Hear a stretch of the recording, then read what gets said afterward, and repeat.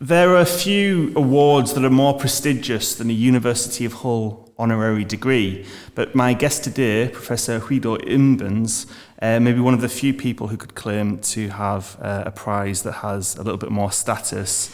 In 2021, he won the Nobel Prize in economics with his colleagues Joshua Angrist and David Card. Guido, welcome back to the University of Hull, where you studied in 1986 for an MSc in economics. How does it feel to be back on campus with us today? Well, thanks. It's been very nice. I got here this morning on the train from London, and arriving at the train station kind of did bring back a lot of memories. That was the first place I arrived here in Hull, coming on the ferry from Rotterdam. So it's been very nice to be here, and the weather's been great. So it's been as good as California, really. It's been a long journey since you left Hull all those years ago in 1986. I think a lot's changed here in Hull. A lot's changed for you as well. Today you're a professor of economics at Stanford, graduate business school, a Nobel Prize winner.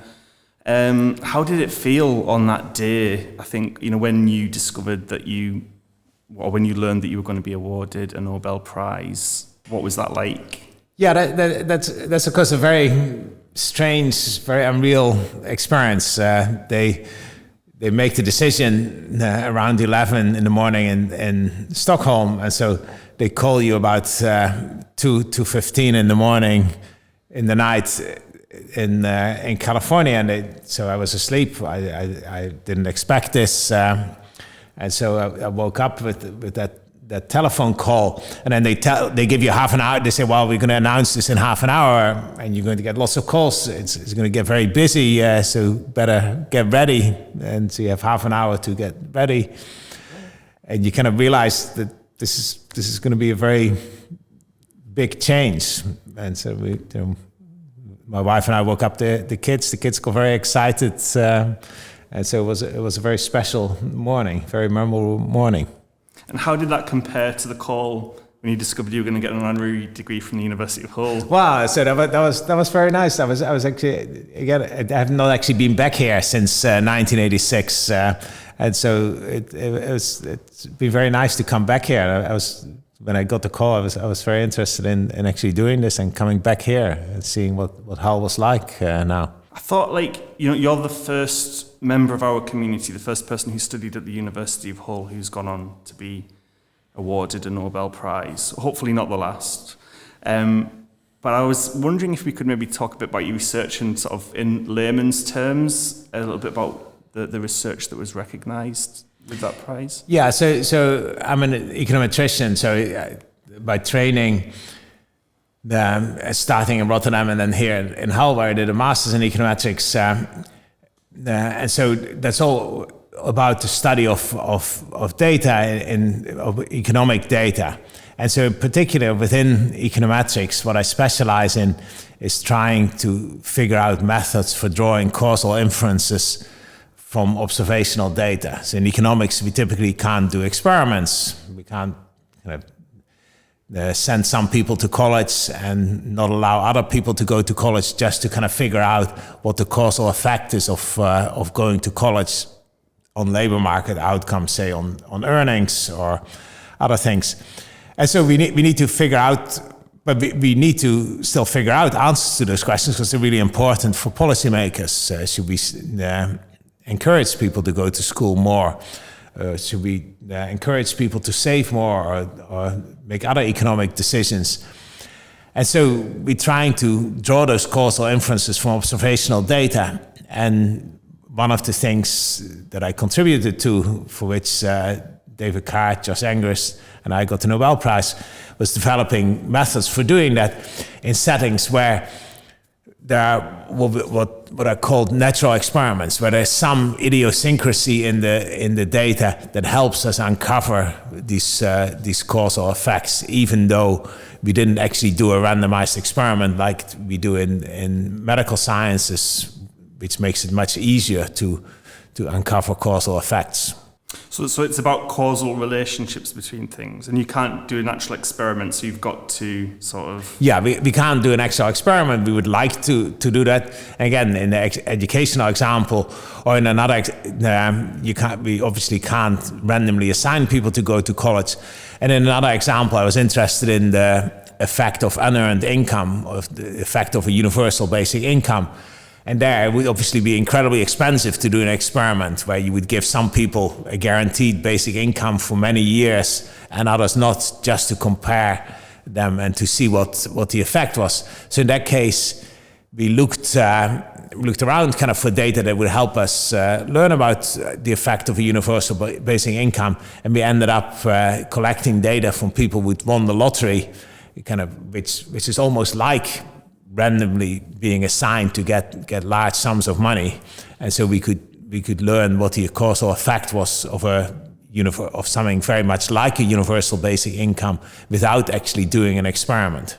Why do you think this research won the Nobel Prize? Why is it important? Well, the methods that I developed together with with Angrist have really made some of the research in economics much more credible. Kind of when we started in particular in the mid-80s, there was something of a crisis in the economics discipline, where people felt that a lot of the empirical work that was being done wasn't very credible, and a lot of people didn't really believe the results. People made very strong assumptions, and people didn't really take it very serious. And we were at the beginning of a movement that tried to make the work more credible. And so George Angrist later called it the credibility revolution, where we developed a bunch of methods that became very widely used, that really changed the way people thought about empirical work in economics and the way people did empirical work in economics. And so that type of these methodologies we developed became very popular, and people felt that it really helped them do better empirical work. So you sort of helped bring about a change in approach to methodology. Is that right? Yeah, that's right. So how does it feel to be back in Hull today? That's been a lot of fun. It's been too long, really. I have very good memories from my time here. When I left Rotterdam, I was an undergraduate there, but I was basically just taking classes. And here at Hull, I really became involved in doing actual research. My advisor here, Tony Lancaster, kind of ran this master's program here, and he worked very closely with the students, and that really set me on the path to doing research and on a path to an academic career. So the time here was really very pivotal in my career. What attracted you to Hull back in 1986? Well, there was no particular reason. I'd never actually been in Hull, and so a friend of mine in Rotterdam saw an announcement that there was an exchange program with Hull, and I think really that came about because here in Hull you could study Dutch, so the university here wanted to send some of their students to Holland, and in exchange they would take some of the students from Rotterdam. And it just seemed an interesting thing to do for a year. So my initial plan was just to go for a year. I'd never been to Hull, but it seemed as good a place as any to go for a year. And then when I came here, I really enjoyed the year here, the university. It was much more of a campus university than Rotterdam. And so I really enjoyed the whole experience here. And then at the end of the year, Tony Lancaster asked actually both this other Dutch student and me if we wanted to stay here for another year and work as research assistants, and that he suggested we should really think about going to the US and doing a PhD there in economics, and both of us ended up doing that. And the other Dutch student actually now is also an academic in the US working for the New York Federal Reserve Bank. And what were your sort of impressions of the city and life on campus with other students? Well, it was a much friendlier university than Rotterdam. In Rotterdam, there were a lot of students who were still living at home, and so students would take classes and then just go back home. And here, the student life was much more. There was much more of a student community, and so it was a very pleasant place. And we would go into town, go to some of the pubs, and so it just. Overall, it was just a very friendly place. And what impact do you think that your time in Hull had on your later career? I mean, I guess what I'm trying to get at is, do you think there was a causal relationship between your time at Hull and the Nobel Prize? No, I mean, before coming here, I hadn't really thought about doing a PhD in economics, and my time here kind of changed that, and you know, I ended up applying to US programs and doing that. So yes, there's definitely a big impact there. And it also just got me thinking much more seriously about research. Before, all I'd done is sort of consume the research. I'd read papers, I'd read books, but coming here, I worked as a research assistant for Tony Lancaster, and I really got to see kind of what research was about. And he was a very good mentor in letting his students kind of develop their own ideas, but kind of gently kind of steer them in various directions, and so that got me very interested in actually doing research. It sounds like Tony was a big influence. Yes, yeah, he totally was. So after Hull, you went to America, is that correct? You went to Brown. Yeah, so I went to Brown University, and so a big reason there was actually Tony Lancaster, who was my mentor here, was at that time was about to move to Brown University. He'd gotten a position there, and so essentially he brought these two Dutch students of his with him there, and so I did my PhD there at Brown University on the in Providence, on the east coast of the US. And when you do your research, when you were working on the work that won the Nobel Prize, was there a part of you that anticipated or imagined that it would be work of that level of significance? No, and no, because that would have been very presumptuous in some sense. There was not really a perspective I had. I didn't really know any Nobel laureates. I didn't really know kind of what that the level of that research was. I do remember kind of when I was working on that work, there was a moment where I was just really very happy with what we got. And there was a moment where I felt we really made a lot of progress, and that we understood something that nobody else understood at that time, and that we made progress. But I was thinking more in terms of like this was a really good idea by my standards. This is really a lot of fun, and I was very pleased with it. And I figured I would be able to publish it in a good journal. But that was sort of the extent of how I would think about it. It wasn't till much later that I saw that research getting more and more traction, that more and more people were paying attention to that I realized that this was actually going way beyond what I'd thought initially. But in the end, I think there's a lot of factors involved. There's a lot of luck. That when we did this was essentially at a time when the profession was ready for that type of research, and so there was a context that made this very salient. But even so, at the time there were a lot of people, and I remember presenting it at various conferences and at various other universities, who were dismissing it as a very minor thing and not very interesting. But at the same time, there were already people saying, "Well, no, this is actually different. This is interesting. This is really something quite novel." So fairly early on, it was somewhat controversial, but it was not. We didn't have any sense that this would actually be career-defining research for us. That came much later. So what was that thing then? You said like you thought you'd got to that point where you were understanding something. Well, there was a kind of a very specific problem where the earlier literature had said that some things it was not possible to do, and at the same time there was some research that Josh Angrist had done that seemed very credible, and there was some tension there between these two strands of the literature, and we were very explicitly trying to understand that, trying to bridge that gap, kind of trying to resolve that tension. And at some point, and we worked for that.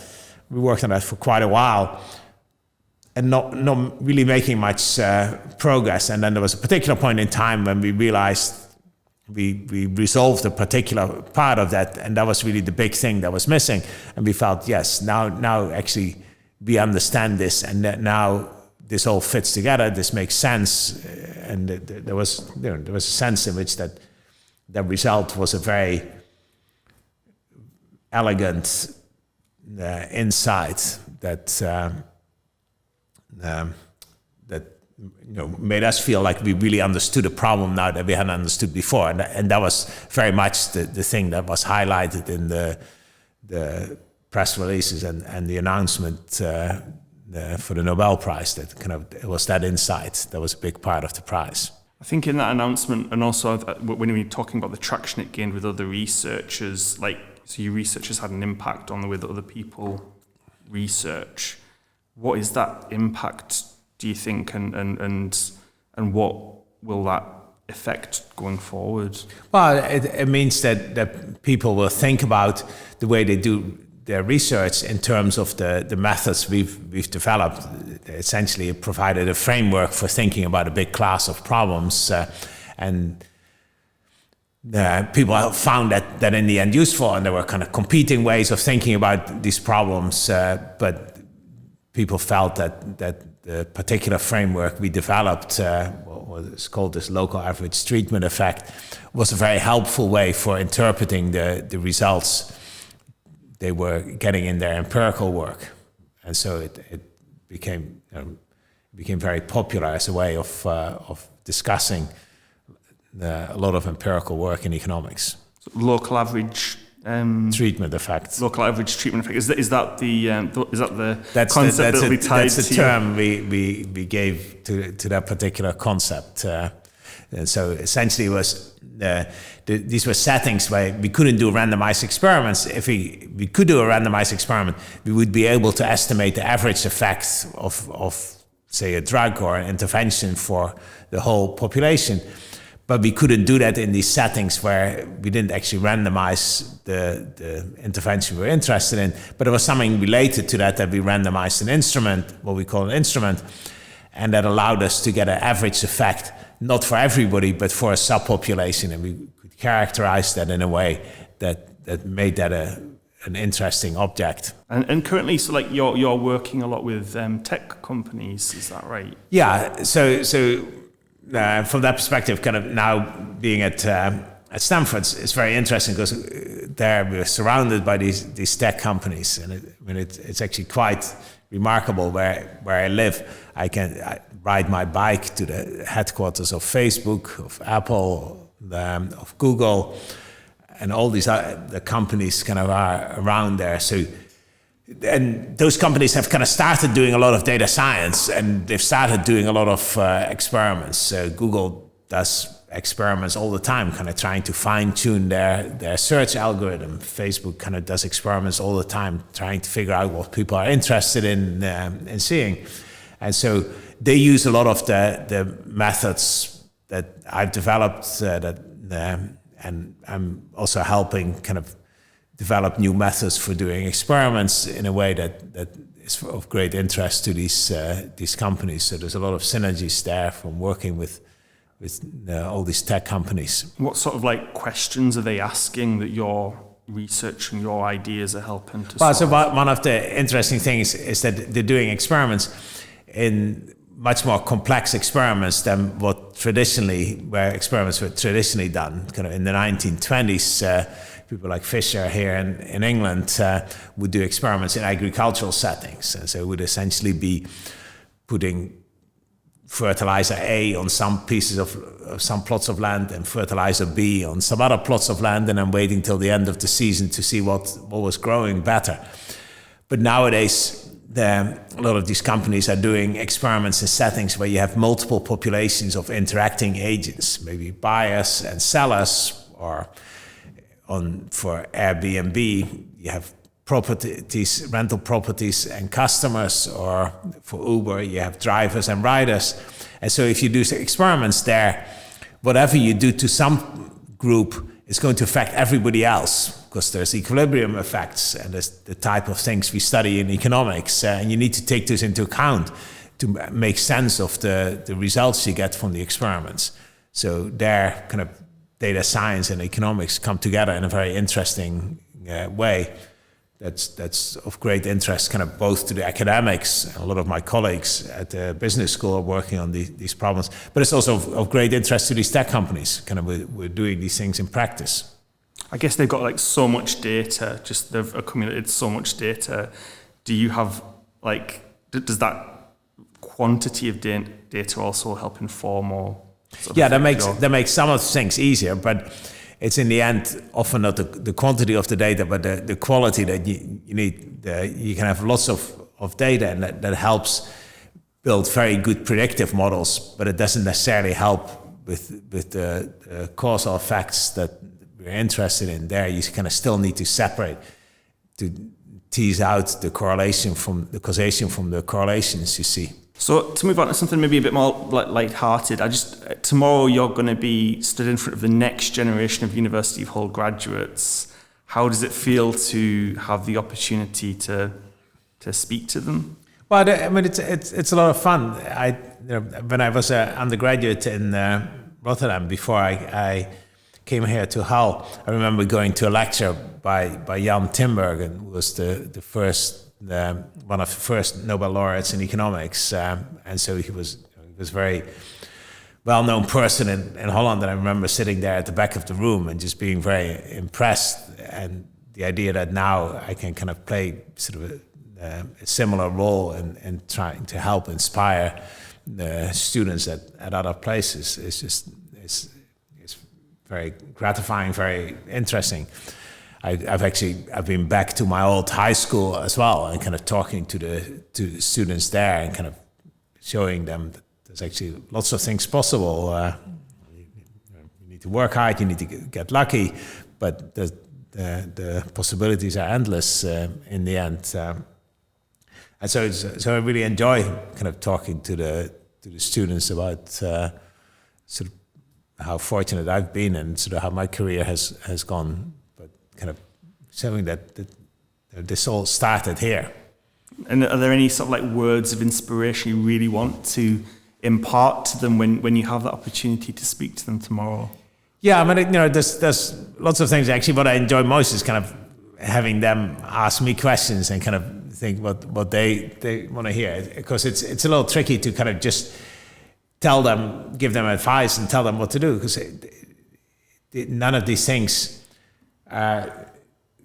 had sort of happened for sure. There is in the end a huge amount of good fortune in doing well in these careers, but there's a whole bunch of examples that I draw on and talking to these students. One of them being the importance of actually being willing to ask questions and asking good questions. And I've some examples where I wasn't necessarily very good in with that myself. And that really hurt in some cases, but that over time I've been much more willing to ask questions and kind of make myself vulnerable and show that I don't necessarily know all the answers, but that asking for good questions is really important to improve things. I think for a student maybe who's just starting out in their career, to meet somebody who's, I guess, at the pinnacle of the profession, who can be vulnerable and ask questions, that'd be quite a powerful thing. No, I think that's right. And so again, so one example is from when I was an undergraduate in Rotterdam. We were studying. I took a class in macroeconomics, and we were studying these models where people had money and goods would buy goods, and the government would raise taxes or print money. And at the end of the semester, when we were studying for the exam, I realized people in these models could also, instead of buying goods or using money, they could also buy bonds. And I realized I didn't actually know what bonds were. And it turned out, I hadn't asked, And it turned out, when I asked my classmates, none of them actually knew what bonds were either. And so we'd be sitting through the class the entire semester and nobody had told us, but none of us had thought of asking either. And so we were all very embarrassed at that point, realizing that we were clearly not doing a very good job in actually engaging with the material and being willing to ask questions. So are there any examples of good questions you wish you'd asked earlier? Well, actually, the funny thing was when I went to Stockholm a year and a half ago, so they have this little Nobel museum, and so they sell chocolate Nobel medals and stuff. But another thing is they sell kitchen magnets, kind of with quotes from the Nobel laureates. So there's some from Bob Dylan, kind of about stay young forever. And I think there's one from Marie Curie, kind of about be curious about ideas. But I was very pleased actually to see that they had one of mine as well, where it said, well, the really challenging thing is asking good questions. And so, and my good friend Josh Angrist was actually very annoyed because he didn't have a kitchen magnet. So you can see we have these very successful careers and we write all these papers, but in the end it comes down to whether you actually have a good enough quote to fit on a kitchen magnet. But I do think that in economics and in social science in general, asking good questions is actually really important. In the end, other disciplines are more about answering questions, but in economics, often a lot of progress is made by kind of asking questions in a different way and trying to kind of figure out different ways of looking at problems. If we were to link to the shop selling those fridge magnets with the quote, do you get a commission on each?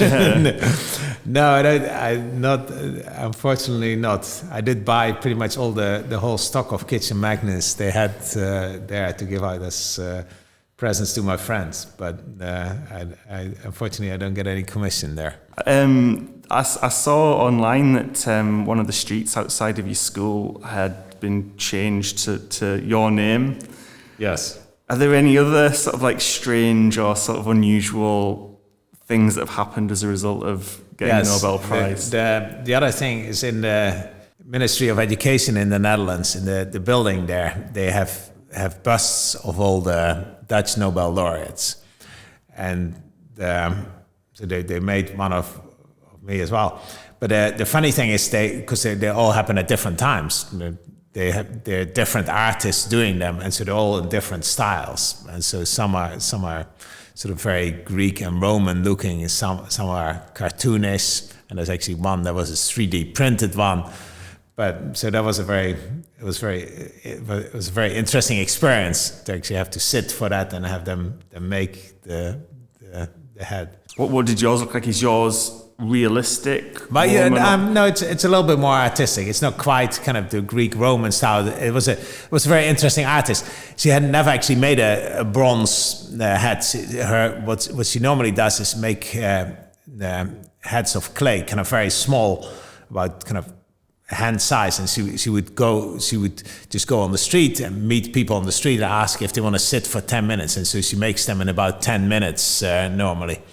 And so this time she had to get out of her comfort zone. She had to make one that was life size and in bronze rather than in clay. But she did an incredible job. So I was very happy with it. And just, I guess, to wrap up, you've been back in Hull just for a short period of time, but what landmarks or things that you've seen have brought the memories sort of flooding back? Well, just getting here from the train station in a taxi, I saw that the Gardener's Arms was still there, and I remember having a beer there the first day I was in Hull in 84 or so when I arrived here. So it was interesting to see that was still there. I wonder if the Gardener's Arms find out that a Nobel Prize when they used to drink there, that maybe they'll name a pint after you, or maybe I'll get a free pint. Guido, it's been really, really brilliant to talk to you today and to find out a bit more about your research and to have the opportunity to give the rest of our alumni community the chance to to hear about our first ever Nobel Prize winner. I was just wondering, what does it mean to you to be part of that whole community, to be part of this university? Well, it's certainly been very nice to be back, and hopefully it's not going to be 30 years before I come back again. Kind of nice seeing what it's like here. Definitely like to visit again sometime. Maybe bring my family. And over the years, I've met some of them. I've met people who've been to Hull and other places, kind of both in the US and here in Europe. And I've stayed in contact with some of the friends I made during my years here. And so I definitely hope to continue that and hope to be back again. Professor Guido Imbens, it's been a real pleasure speaking to you. Thank you so much.